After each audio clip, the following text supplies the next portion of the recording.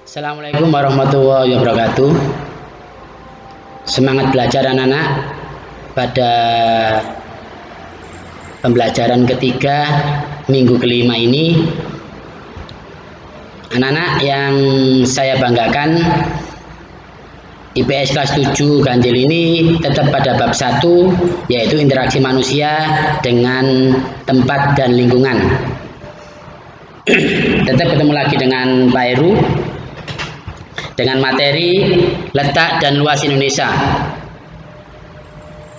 Pada materi kali ini ada 2 poin yang harus saya sampaikan. Yang pertama adalah anak-anak bisa mengidentifikasi peta sebagai bentuk lokasi. Yang kedua, menjelaskan luas dan letak wilayah Indonesia. Letak dan luas Indonesia. Peta adalah gambaran permukaan bumi yang ditampilkan pada suatu bidang datar dengan skala tertentu.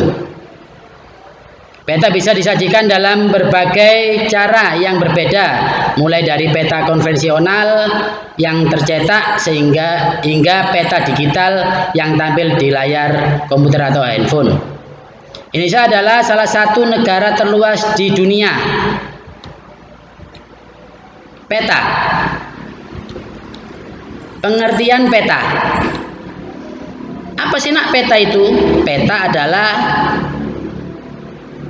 berasal dari bahasa Yunani, mappa yang berarti taplak atau kain penutup meja. Namun secara umum pengertian peta adalah lembaran seluruh atau sebagian permukaan bumi pada bidang datar yang diperkecil dengan menggunakan skala tertentu. Sebuah peta adalah representasi 2 dimensi dari suatu ruang 3 dimensi. Ilmu yang mempelajari pembuatan peta disebut kartografi. Apa anak-anak? Kartografi. Banyak peta mempunyai skala yang menentukan beberapa besar objek pada peta dalam keadaan yang sebenarnya. Kumpulan dari beberapa peta disebut atlas. Mungkin anak pernah dulu pada waktu sekolah sebelumnya kelas 7 sudah dikenalkan dengan peta. Jenis peta berdasarkan isi data yang disajikan. Ada peta umum, ada peta khusus. Peta berdasarkan sumbernya atau data. Peta turunan, peta induk. Peta berdasarkan bentuk atau simetrisnya. Ada peta datar, peta timbul, peta digital, peta garis, peta foto. Sedangkan berdasarkan tingkat skalanya, peta skala teknik, peta skala besar, peta skala sedang, dan peta skala kecil. Itu adalah jenis-jenis peta yang perlu diperhatikan anak-anak.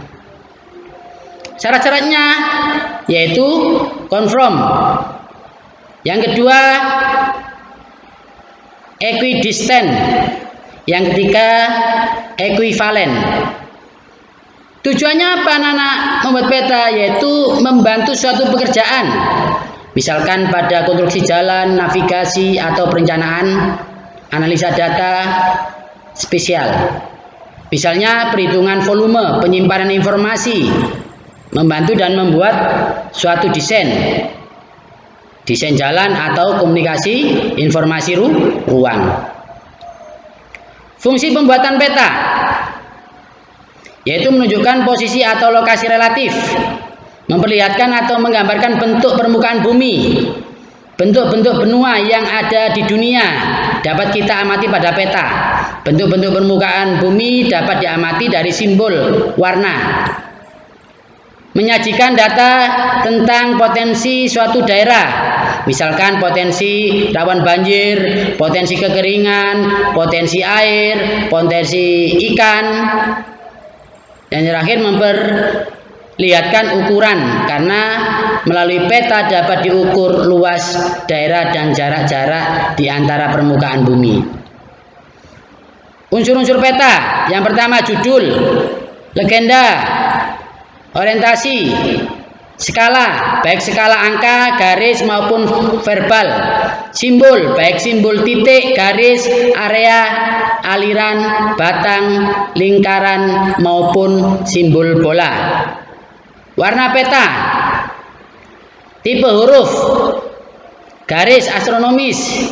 Insert petunjuk lokasi, insert penjelasan, insert penyambung. Garis tepi peta. Sumber dan tahun pembuatan peta, dan yang terakhir adalah garis lintang dan garis bujur. Itu adalah unsur-unsur peta anak-anak.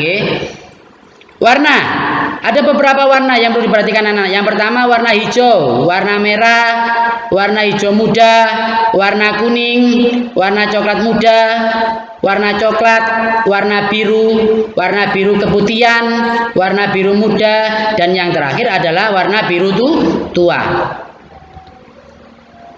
Materi yang kedua adalah luas dan letak wilayah Indonesia.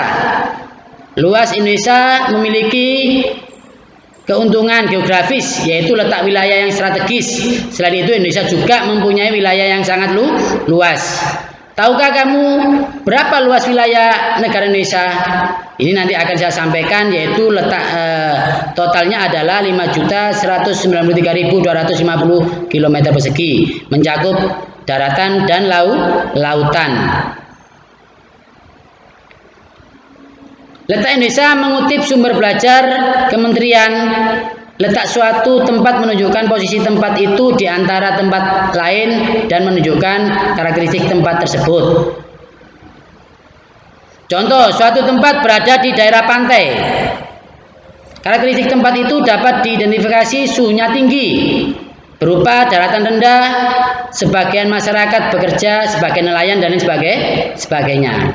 Yang kedua, contohnya suatu tempat berada di pusat kota karena letaknya, maka tempat tersebut dapat dicapai dari berbagai lokasi dengan mudah sehingga menjadi pusat kegiatan penduduk. Letak Indonesia dapat dilihat dari dua sudut pandang. Letak astronomis Indonesia terletak berdasarkan yaitu garis lintang dan garis bujur. Berdasarkan astronomis terletak di antara 6 derajat lintang utara sampai 11 derajat lintang selatan dan 95 derajat bujur timur sampai 141 derajat bujur timur. Artinya berdasarkan letak astronomis tersebut, Indonesia adalah negara yang berkarakteristik iklim tropis. Letak geografis ini anak-anak, letak geografis Indonesia adalah benua di antara benua Asia dan benua Australia. Indonesia juga di antara dua samudra, yaitu Samudra Hindia dan Samudra Pasifik. Karena letak geografis tersebut, Indonesia dipengaruhi oleh angin muson barat dan angin muson timur. Akibatnya Indonesia mempunyai dua musim hujan sama musim kemarau, yang sekarang kebetulan kita musim kemarau. Wilayah, batas wilayah yaitu utara itu ada Malaysia, Singapura, Filipina, Laut Cina. Daerah selatan perbatasannya yaitu Timur Leste, Australia, dan Samudra Hindia. Sebelah barat Samudra Hindia, sebelah timur Papua Nugini dan Samudra Pasifik. Itu anak-anak yang perlu saya sampaikan pada materi yang ketiga ini, minggu kelima ini. Nanti kalau kurang jelas, anak-anak bisa japri ke WA saya atau ke grup nanti.